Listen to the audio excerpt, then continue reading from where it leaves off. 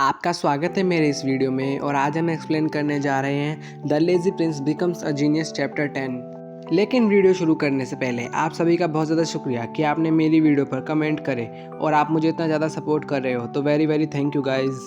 उसी के साथ हमारे चैप्टर के शुरुआत में हमें एरन दिखाया जाता है जो कि कहता है कि लगता है मैंने अपनी मिस्टिक आर्ट्स अवेकन कर लिए हैं और अगर ये स्पेस अगर मेरी इच्छा से बना है तो ये मैं जो सोच रहा हूँ क्या वो सही है। ये स्पेस सिर्फ मेरी ट्रेनिंग के लिए है।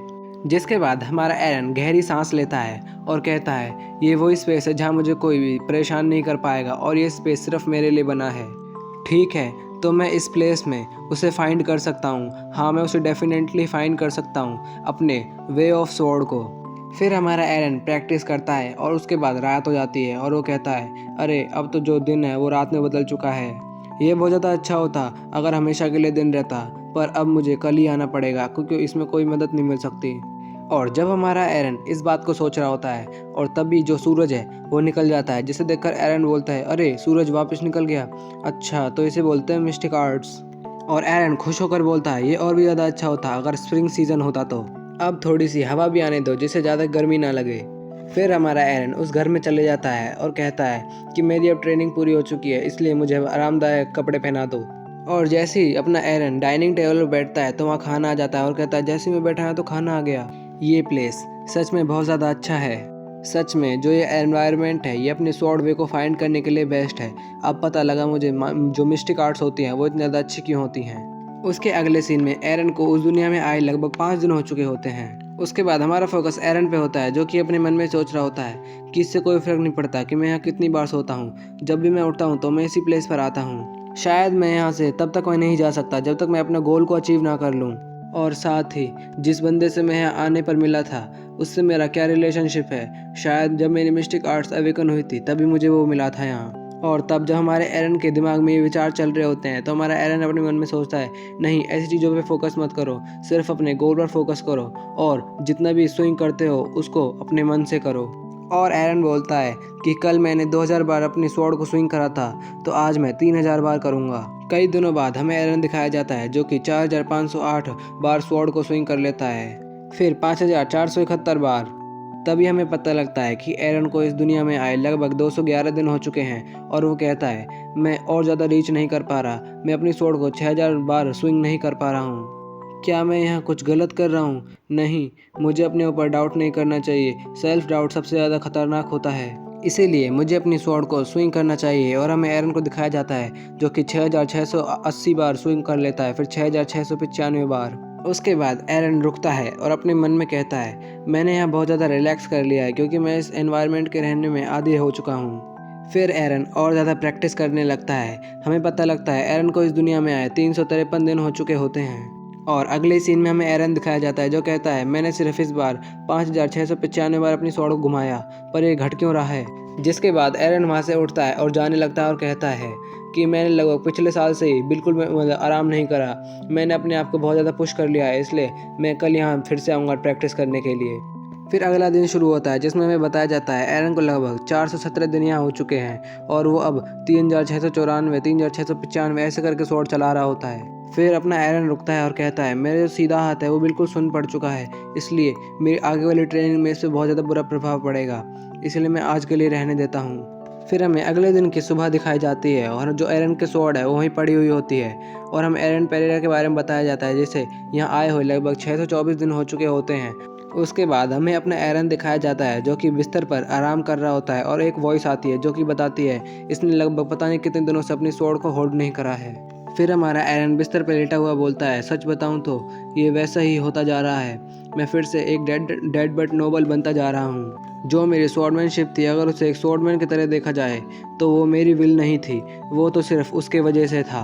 उसके बाद हमें उसी बंदे को दिखाया जाता है जो कि हमारे एरन के सपने में आता है। फिर एरन बोलता है जो ये बंदा जिसकी विल इतनी ताकतवर थी जो मेरे सपने में आता था, उसी की वजह से मैं इतना ताकतवर हो पाया था। पर अब मुझे देखो, मैंने ये सोचा था कि मैं अपने स्वॉर्ड वे को फाइंड कर लूँगा अपनी विल और अपनी पावर से, पर जैसे ही मेरे सपने में आने वाला आदमी यहाँ से डिसअपियर हुआ तो जितनी भी चीज़ें थी वो सारी क्रश डाउन होने लगी। साथ ही मैंने इतनी मेहनत से जितनी बार स्वॉर्ड स्विंग करी थी वो सभी की सभी व्यर्थ थी।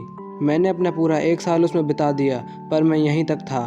उसके बाद एरन बोलता है कि मुझे नहीं पता कि मुझे यहाँ आए लगभग कितना समय हो चुका है, पर अगर ये समय भी अपनी असली दुनिया की तरह चलता रहा तो मैं बहुत ज़्यादा समय वेस्ट कर रहा हूँ। पर इससे कोई फ़र्क नहीं पड़ता क्योंकि अब मैं यहाँ आराम से रह सकता हूँ क्योंकि यहाँ कोई भी नहीं है। पर जब हमारा एरन इन बातों को सोचता है तो उसे कोई आवाज़ लगाता है। तभी एरन खड़ा होता है और बोलता है कि कौन है। तभी हमें पता लगता है वो और कोई नहीं इलिया लिंडसेन होती है, जो कि एरन से बोलती है, एरन अब जल्दी तैयार हो जाओ, अब हमें ट्रेनिंग के लिए जाना है। और इलिया लिंडसे को देखकर एरन उसे आवाज़ लगाता है और उसे कुछ पूछने ही वाला होता है। तभी उसका जो पैर है वो कंबल में अटकता है, जिससे वो मुँह के बल गिर जाता है। फिर जब एरन उठता है तो जो इलिया लिंडसे होती है वो हंसने लगती है और वो अपने एरन से बोलती है, क्या तुम मुझे देखकर सचमुच इतने ज़्यादा खुश हो? और ये मत कहना कि तुम इन कपड़ों में दौड़ लगाने चलोगे। और अगले सीन में हमें उन दोनों को रनिंग करता हुआ दिखाया जाता है और एरन अपने मन में कहता है, यहाँ पहले रनिंग कोर्स नहीं था, ये कब अपीयर हो गया। पर जब एरन इन बातों को सोच रहा होता है तो इलिया लिंडसे एरन से बोलती है, एरन मुझे ऐसा लगता है कि तुम बहुत ज़्यादा स्लो हो चुके हो, तो इसलिए जल्दी कीप अप करो। जिसके जवाब में एरन बोलता है, ठीक है। और रनिंग के बाद अपना एरन आता है और कहता है, रनिंग करना जब तक सूरज ना ढल जाए ये बहुत ज़्यादा लंबा समय होता है। और अगले सीन में एरन घर के अंदर जाता है जहाँ इलिया लिंडसे खाना बनाकर बैठी होती है और एरन से बोलती है, जल्दी खाना खा लो, उसके बाद हम सीधे ट्रेनिंग करने जाएंगे। फिर हमारा एरन भी खाना खाने के लिए बैठ जाता है। तभी इलिया लिंडसे एरन से पूछती है, क्या तुम्हें कुछ कहना है? फिर हमारा एरन पूछता है, इलिया लिंडसे तुम यहाँ कैसे आई थी? जिसे सुनकर इलिया लिंडसे बहुत ज़्यादा गुस्सा हो जाती है और कहती है कि ऐसी बकवास बातों पर ध्यान मत दिया करो और हमें ट्रेनिंग के लिए टाइम बीत रहा है, इसलिए जल्दी खाना खा लो। एरन कहता है, ठीक है मैं समझ गया। और उसके बाद हमें अगले सीन में एरन स्वॉर्ड चलाता हुआ दिखता है। इलिया लिंडसे कहती है, क्या तुम कुछ दिनों से खेल रहे थे? तुम तो बिल्कुल ख़राब हो चुके हो, जो तुम्हारा पोस्चर है वो भी बिल्कुल ख़राब हो चुका है। क्या तुम्हारे दिल में अब कुछ नहीं बचा है? जैसा कि रूरू ने तुम्हें बताया था, जब भी तुम स्वॉर्ड स्लैश करते हो तब तुम्हें अपनी जितनी भी इच्छाएं होती हैं उस स्लाइस में कर दे करो। जिसे सुनकर एरन बोलता है, ये बात तुम्हें कैसे पता? जिस बात को सुनकर इलिया लिंडसे एरन से बोलती है, मैंने तुमसे कितनी बार बोला है ऐसे बकवास सवाल मत पूछो, और अब तुम अपनी स्वॉर्ड को 2000 बार और ज़्यादा स्विंग करोगे। और साथ ही ट्रेनिंग करते हुए रात हो जाती है। फिर इलिया लिंडसे एरन को बोलती है, तुमने बहुत अच्छा काम करा, चलो अब रेस्ट कर लो और अब हम कल मिलेंगे। जिसके बाद इलिया लिंडसे डिसअपियर हो जाती है। जिसे जाता देख एरन थोड़ा मायूस हो जाता है और कहता है, मैं सही था, ये असली नहीं थी। उसके बाद एरन अपने कमरे में जाता है और बोलता है, मैं तो बिल्कुल थक गया और आज मुझे सोने के लिए कोई भी ज़्यादा मेहनत नहीं करनी पड़ेगी। और इलिया लिंडसे मेरे इस मिस्टिक आर्ट्स वर्ल्ड में कैसे आ गई? क्या मैंने उसे अनजाने में बुलाया था? पर वैसे भी ये इतना बुरा नहीं था। तभी एरन को गर्बान से पकड़ते हुए कोई बोलता है, ये तुम क्या कर रहे हो? अब जल्दी उठो, बहुत देर हो चुकी है। और हमें पता लगता है वो अपनी जूडिथ होती है। वो बोलती है, जो सन है वो बहुत ज़्यादा उग चुका है और तुम अब कितनी देर तक सोओगे? क्या तुम्हें मरना है? उसके बाद जूडिथ एरन को ज़बरदस्ती पकड़ कर लाती है और कहती है, देखो मैंने सही बोला था, ये बेहोश हो चुका था। फिर हमें उधर लॉयड भी दिखाया जाता है, जो कि एरन से बोलता है, एरन ये तुम्हारे साथ क्या गलत है? पहले तुम इतना तो नहीं सोते थे। तभी जूडिथ अपनी स्वॉर्ड लेकर आती है और एरन से बोलती है, चलो अब जल्दी करो, अब हमें एक स्पार मैच करना चाहिए। उसके बीच में लॉयड बोलता है, तुम बोलने से पहले क्या तुम तैयार हो? जिसके बाद इलिया लिंडसे आती है और एरन को वहाँ से ले जाती है और कहती है, चलो अब हमें ट्रेनिंग करनी चाहिए, इन दोनों पे ध्यान मत देना। और हमें दिखाया जाता है वो दोनों पीछे बहुत ज़्यादा लड़ रहे होते हैं। और अगले सीन में हमें एरन की परछाई दिखाई जाती है और एरन अपने मन में सोचता है, जो मेरा पोस्चर है वो बहुत ज़्यादा ख़राब हो चुका है, शायद जितना मैंने इतना लंबा ब्रेक लिया है उसके वजह से। तभी अपने एरन को इलिया लिंडसे बुलाती है और एरन उसकी तरफ देखता है तो इलिया लिंडसे बोलती है कि ये बहुत ठीक है, तुम भले ही थोड़ा सा स्विंग कर रहे हो अपनी स्वॉर्ड को, पर तुम पहले से ज़्यादा अच्छे होते जा रहे हो, तुम कर सकते हो एरन। जिसे सुनकर एरन अपने मन में कहता है कि तुम मुझे ऐसे मत देखो, मैं तो वो हूँ जो किसी और के बिना कोई अपना काम भी नहीं कर सकता, मेरे जैसा एक कमज़ोर इंसान। अगले ही सीन में हमें दिखाया जाता है वो सभी खाना खाने बैठ गए होते हैं और जूडिथ एरन से बोलते हैं कि और ज़्यादा खाओ, और वहाँ सभी हंसने लगते हैं। और उसी बीच एरन अपने मन में कहता है, क्यों ये सब मेरे में इतना ज़्यादा बिलीव करते हैं। और अगले ही सीन में हमें एरन दिखाया जाता है जो कि रनिंग कर रहा होता है और कहता है, मैं बहुत ज़्यादा थक चुका हूँ, अब तो मेरे लिए सांस लेना भी बहुत ज़्यादा मुश्किल हो चुका है, और साथ ही जो मेरे पैर है वो बहुत ज़्यादा भारी महसूस हो रहे हैं, मुझे लगता है कि मैं अपनी लिमिट तक पहुँच गया हूँ। पर क्यों? पर मुझे ऐसा क्यों लग रहा है कि जैसे मैं थोड़ा और ज़्यादा दौड़ सकता हूँ। और उसी बीच हमारे एरन को कोई बहुत ज़ोर से पास करता है जो कि अपनी जूडिथ होती है और वो कहती है कि मैं आज के बाद किसी से भी नहीं हारूंगी। उसके बाद हमारा सीन शिफ्ट होता है और हमें एरन और लॉयड की फाइट दिखाई जाती है, जिसमें लॉयड बोलता है मैं फिर से आ रहा हूँ। और उसके बाद उन दोनों का फाइट में क्लैश दिखाया जाता है और लॉयड अपने अटैक कर रहा होता है, इनको एरन ब्लॉक कर रहा होता है और लॉयड बोलता है कि तुम अच्छा कर रहे हो और तुम पहले से भी ज़्यादा स्टेबल हो चुके हो। पर तभी एरन अपनी स्वॉर्ड पीछे करता है और बहुत ज़ोर से स्लैश लगाता है, जिसको अपना लॉयड डॉज कर लेता है। और जब वह पीछे ही हो रहा होता है तभी एरन अपना फुटवर्क दिखा के उसके पीछे जाता है और वहाँ से एक और स्लैश करता है, पर उस स्लैश को भी जो अपना लॉयड होता है वो अपनी स्वॉर्ड से ब्लॉक कर लेता है। और उनकी फाइट देखकर जूडिथ बोलती है एरन तुम सही कर रहे हो, एक और बार ऐसे ही उसे अपने में फंसा लो। फिर इलिया लिंड से बोलती है ऐसा पहली बार है कि ब्रैट लॉयड अपने डिस्टेंस को बनाए रख रहा है। फिर लॉयड बोलता है इम्प्रेसिव, जिसके जवाब में एरन बोलता है ये सिर्फ तुम्हारी वजह से हुआ है। अपने मन में कहता है रूरू तुम सही थी कि मैं अपने आप में ही गलती कर रहा था और मुझे अकेले कोई भी मेहनत करने की ज़रूरत नहीं है। फिर हमारा एरन उसी बात को याद करता है जब ऑर्क बोलता है कि तुम इस काम को अकेले मत करो, तुम जिन बंदों पर ट्रस्ट करते हो या तुम जिन बंदों से प्यार करते हो, अगर तुम उनके साथ इसे करोगे तो तुम इस चीज़ को ओवरकम कर सकते हो और मुझे यहाँ अकेले रहने की कोई भी ज़्यादा ज़रूरत नहीं है। इसके बाद वो तीनों बोलते हैं अब ये ख़त्म हो गया है ना, जिसके जवाब में एरन बोलता है हाँ अब मैं अपनी स्वॉर्ड को 10,000 बार स्विंग कर सकता हूँ। फिर जूडिथ बोलती है जो हमारा काम है अब वो यहाँ ख़त्म हो चुका है। फिर अपना लॉयड उससे बोलता है पता नहीं अब ये हमें फिर से कब बुलाएगा। और वहाँ से जूडिथ डिसअपेयर होते होते बोलती है तुम बहुत ज़्यादा मेहनत करना और ऐसे यूजलेस डाउट्स मत रखना अपने अंदर। उसके बाद अपनी इलिया लिंड से कहती है अपना बेस्ट करना, उन सभी से अपना एरन कहता है तुम, और उसी के साथ वो सभी बंदे वहाँ से डिसअपियर हो जाते हैं। उसके बाद हमारा एरन मुस्कुराता है और अपनी जो स्वॉर्ड है उसे ज़मीन से निकालता है और कहता है कि चलो अब फिर से उसी चीज़ की शुरुआत करते हैं। और अगले सीन में एरन रनिंग करता दिखाया जाता है और हमें पता लगता है उसे यहाँ आए हुए लगभग 1237 दिन हो चुके हैं। फिर वो स्वॉर्ड ट्रेनिंग करता है जब 1292 दिन हो चुके होते हैं। उसके बाद रात हो जाती है और हमें पता लगता है उसे 1375 दिन हो चुके हैं। फिर रात से दिन हो जाती है और दिन से शाम हो जाती है और हमें बताते हैं 14 से 92 दिन। उसके बाद मौसम भी बदल जाता है और उसको 1566 दिन हो चुके होते हैं और बारिश आने लगती है। उसके बाद उसे 1613 दिन हो जाते हैं, वो प्रैक्टिस कर रहा होता है। 1687 दिन हो जाते हैं, वो अब भी वहाँ प्रैक्टिस कर रहा होता है। मौसम बिगड़ जाता है और उस दिन उसको यहाँ आए हुए लगभग 1755 दिन हो जाते हैं।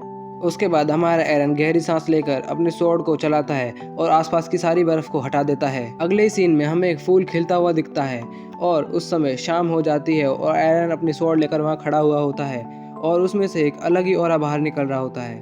उसके बाद एरन अपने मन में कहता है ये मुझे उसी समय की याद दिलाता है जब मैं यहाँ पहली बार आया था और अब मैं कितना बड़ा हो चुका हूँ। क्या मुझे उन सभी को फिर से बुलाना चाहिए? बहुत समय बीत चुका है, वैसे भी मुझे उनसे कुछ चाहिए। और अगले सीन में हमें उन तीनों को दिखाया जाता है और जूडिथ बोलती है इस बंदे को देखो। उसके बाद जूडिथ अपने एरन की तरफ जाती है और बोलती है क्या तुमने हमें अपनी हाइट को दिखाने के लिए यहाँ बुलाया है? एरन बोलता है नहीं। फिर जूडिथ फिर से बोलती है अगर ये कुछ स्टूपिड हुआ तो मैं ऐसे चले जाऊंगी, ध्यान रखना। तभी एरन उनसे फाइट करने के लिए बोलता है कि चलो, जिसे सुनकर अपनी जूडिथ बोलती है तुम अब पास हुए, चलो तुम्हारा फर्स्ट अपोनेंट मैं होंगी। पर तभी एरन बोलता है कि नहीं, तुम तीनों एक साथ मेरे पर अटैक कर सकते हो। उसके बाद एरन अपनी स्वॉर्ड लेकर रेडी हो जाता है और उन्हें देखकर मुस्कुरा रहा होता है। उसे देखकर जो इलिया लिंडसे और जूडिथ कहती हैं कि इसे देखा तुमने, और इलिया लिंडसे बोलती है कि हाँ ये बिल्कुल चेंज हो चुका है। फिर अपनी जूडिथ बोलती है तुम इतने ज़्यादा चालाक कब हो गए? फिर जो उसके पीछे जो लॉयड होता है वो जूडिथ से बोलता है वो तुमसे ये नहीं सुनना चाहता था। तभी जूडिथ बोलती है तुम चुप हो जाओ और अपनी स्वॉर्ड को तैयार कर लो। उसके बाद हमें अपना एरन दिखाया जाता है जो कहता है ये इतना आसान नहीं होगा, लेकिन मुझे ऐसा नहीं लगता कि मैं इन तीनों से हार जाऊंगा। उसके बाद एरन बिल्कुल शांत हो जाता है और हर चीज़ को महसूस करने लगता है। जहाँ वो तीनों खड़े होते हैं लॉयड अपनी स्वॉर्ड को जोर से पकड़ने लगता है और जो जूडिथ है उसके मुंह पर पसीना आ रहा होता है। तभी जो अपना एरन है वो बहुत ज़ोर से मुस्कुराता है और उसके बाद ही एरन अचानक ही जूडिथ की तरफ आता है और अपनी पूरी ताकत से एक स्लैश लगाता है। तभी एरन के पीछे लॉयड आ जाता है और अपनी स्वॉर्ड से एरन को मारने लगता है, पर एरन उनसे डॉज कर लेता है। तुरंत उसी के बाद जो इलिया लिंड से होते हैं वो एरन पे अटैक करते हैं, पर एरन उनसे नीचे झुककर डॉज कर लेता है। फिर जो इलिया लिंड से और लॉयड होते हैं वो दोनों एरन पे अटैक करते हैं, पर एरन उन्हें डॉज कर रहा होता है। पर उसी बीच जो इलिया लिंड से होती है वो पीछे होती है और उसके बाद हमें ऊपर दिखाए जाते हैं जो जूडिथ होती है वो एरन को ऊपर से अटैक करती है, पर एरन तब भी मुस्कुराता हुआ बच जाता है। और उसके बाद जो जूडिथ है वो एरन की तरफ जोर से बढ़ती है और अपनी स्वॉर्ड से एरन के साथ क्लैश करती है। फिर जूडिथ कहती है, ऐसा लगता है कि तुम सिर्फ बात नहीं कर रहे थे। वो अपने एरन का ध्यान भटका रहे होते हैं, पर एरन बोलता है, मैंने उसे देख लिया। फिर हम देखते हैं कि इलिया लिंडसे और लॉयड वहाँ से आ रहे होते हैं। उसी के साथ अपना एरन जूडिथ को बहुत जोर से स्लैश लगाता है, पर तभी वहाँ लॉयड आ जाता है, जो कि अपने एरन की तरफ एक स्लैश लगा देता है और उसके साथ ही वो दोनों के दोनों अपना एक कंबाइंड अटैक अपने एरन की तरफ कर देते हैं, जिसको देखकर जो हमारा एरन होता है वो भी बहुत ज़्यादा हैरान हो जाता है। उसके बाद हमें उनका अटैक दिखाया जाता है, जो कि बहुत ज़्यादा पावरफुल होता है। और जब अपना एरन उनके अटैक को ब्लॉक कर रहा होता है, तो तब वहाँ इलिया लिंडसे आ जाती है और उसे अचानक से देखकर अपना एरन हैरान हो जाता है और इलिया लिंडसे अपनी स्वॉर्ड को ग्रैब करती है और उसी के साथ एक बहुत ज़्यादा पावरफुल स्लैश अपने एरन की तरफ भेजती है। पर जो हमारा एरन होता है वो इस अटैक को बिल्कुल पैरी कर देता है, जिस पैरी को देखकर अपनी इलिया लिंडसे हैरान हो जाती है। पर तभी जूडिथ ऊपर से छलांग मारकर एरन की तरफ आ रही होती है, जिसे आता देख अपना एरन भी बिल्कुल रेडी हो जाता है, जिसे देखकर जो अपना लॉयड होता है वो बिल्कुल ज़्यादा हैरान हो जाता है और हमें उन दोनों का क्लैश दिखाया जाता है, जिस क्लैश के कारण वहाँ बिल्कुल धूल मिट्टी हो चुकी होती है। और धूल मिट्टी साफ होने के बाद हमें पता लगता है कि एरन ने जूडिथ की स्वॉर्डमैनशिप से ही उसको रोका होता है, जिसे देखकर जूडिथ कहती है, तुम मेरी स्वॉर्डमैनशिप कैसे परफॉर्म कर सकते हो। जिस बात को सुनकर जो हमारा एरन होता है वो बहुत ज़्यादा मुस्कुरा रहा होता है और तभी लिंडसे एरन से बोलती है कि तुमने जो पैरी करने वाली अटैक यूज़ करा था वो तो ब्रैट लॉयड का था ना। तो एरन भी उसके जवाब में हाँ बोलता है। फिर लॉयड बोलता है, आखिर तुमने कैसे किया है एरन? जिसके जवाब में हमारा एरन बोलता है, वेल ये मुझे पता था तो इसलिए मैंने वो कर दिया। फिर हमारा एरन कुछ पिछली बातों को याद कर रहा होता है, जिसमें इलिया लिंडसे उसे प्रैक्टिस करा रही होती है और जूडिथ उसके साथ स्पार मैच कर रही होती है। और साथ ही जो लॉयड होता है वो उन सभी के साथ मेडिटेशन कर रहा होता है। उसके बाद हमारा एरन जवाब देते हुए बोलता है, ये तभी होता है जब तुम अपना एफर्ट एक ही चीज़ में लगाते हो, जिसे देखकर जूडिथ बहुत ज़्यादा जल रही होती है। पर मैं अभी भी इसमें इतना अच्छा नहीं हूँ, पर मुझे अब पता लगा कि जो मैंने स्वॉर्डमैनशिप एकेडमी से जितना भी सीखा था वो इनफ नहीं है। फिर हमारा एरन बोलता है कि मुझे तुम्हारी स्वॉर्ड्स ऑब्टेन करनी है, पर इसका मतलब ये नहीं है कि मैं अपने स्वॉर्ड वे को फाइंड नहीं करूँगा। मैं अपनी तलवार और अपने बीच में जो रिलेशन है उसे और भी ज़्यादा मजबूत बनाना चाहता हूँ, तो इसीलिए प्लीज़ मुझे अपनी स्वॉर्डमैनशिप सिखाइए। जिसे सुनकर जो अपनी जूडिथ होती है वो बहुत ज़्यादा गुस्सा हो जाती है और वो बोलती है, तू बेशरम, तूने हम सभी को ठग लिया है। तू हमारी टेक्निक को इस्तेमाल कर रहा है, जबकि तेरे पास सब कुछ है और तू इतना स्वार्थी बन रहा है। जिसे सुनकर जो अपना एरन है पहले तो वो शांत होता है, फिर बोलता है, जूडिथ, अगर तुम अपनी मिस्टिक आर्ट्स ऑब्टेन कर लो तो तुम भी इस सबको कर सकते हो। जिस बात को सुनकर जो जूडिथ है वो तो बिल्कुल गुस्से में ही चली जाती है और बोलती है उसको गाली देकर, तुम क्या सच में तुम यही बोल रहे हो? फिर जो अपना एरन है वो बोलता है, अरे तुम अपनी स्वॉर्ड मेरी तरफ क्यों फेंक रही हो? उसके बाद एरन भागता हुआ बोलता है, ये सभी मेरा खुद का एफर्ट है जितना मैंने सीखा है। जिसका जवाब देते हुए अपनी जूडिथ बोलती है, नरक के प्राणी, तू चुप हो जा और अब रुक। तो एरन बोलता है, अगर मैं रुका तो तुम मुझे मारोगे। तो जो जूडिथ है वो बोलती है, ऑब्वियसली मारूंगी तुझे। और उसके अगले सीन में हमें दिखाया जाता है जो लॉयड होता है वो अपने एरन को अपनी स्वॉर्ड टेक्निक सिखा रहा होता है। और लॉयड के बाद जो अगला बंदा होता है एरन को टेक्निक सिखाने वाला, वो अपनी जूडिथ होती है। लास्ट में जो अपनी इलिया लिंडसे होती है वो अपने एरन को स्वॉर्ड टेक्निक सिखाती है। उसके अगले सीन में ही एक स्वॉर्ड धरती में गड़ी हुई दिखाई जाती है और अपनी इलिया लिंडसे बिल्कुल थक गई होती है। और जो अपना लॉयड होता है वो भी बिल्कुल थका पड़ा होता है। और तो जो जूडिथ होती है वो धरती पड़े हुए बोलती है, शायद मुझे अपनी स्वॉर्ड टेक्निक तुम्हें नहीं सिखानी चाहिए थी, ठीक है तुम जीत गए। फिर जो अपनी जूडिथ होती है वो डिसअपेयर होते हुए बोलती है कि मैं तुम्हारे पर इजी नहीं जाऊंगी, जब हम बाहर मिलेंगे तो इसलिए प्रिपेयर रहना। जिसके जवाब में अपना एरन बोलता है, ठीक है ऑलराइट, अब हम बाद में मिलेंगे। और उनके जाने के बाद एरन अपने मन में बोलता है, मैंने सचमुच कर दिया, अब मैं बहुत ज़्यादा ताकतवर हो चुका हूँ। उसके बाद हमें अपने अगले सीन में एरन को बिस्तर पर दिखाया जाता है, जो कि सोच रहा होता है, शायद अब मुझे वापस जाना चाहिए। मैं आशा करता हूँ कि जो कल है वो जल्दी आएगा। उसके बाद जब एरन अपना सो जाता है तो हमें बाहर का सीन दिखाया जाता है और उसमें जो अपना घर होता है, जितनी भी वहाँ प्लेस होता है वो सब का सब डिसअपेयर होने लगता है और उसके जगह वहाँ एक गेट अपीयर हो जाता है। और उसी के साथ ये जो अपना एपिसोड है वो ख़त्म हो जाता है। और आप सभी का सच में बहुत ज़्यादा थैंक यू। बस हमें एक बार 1000 सब्सक्राइबर और पहुँचने दो, फिर मैं आपके लिए बहुत अच्छी वीडियोज़ बनाया करूँगा। इसी के साथ बाय और सी यू टुमारो, बाय।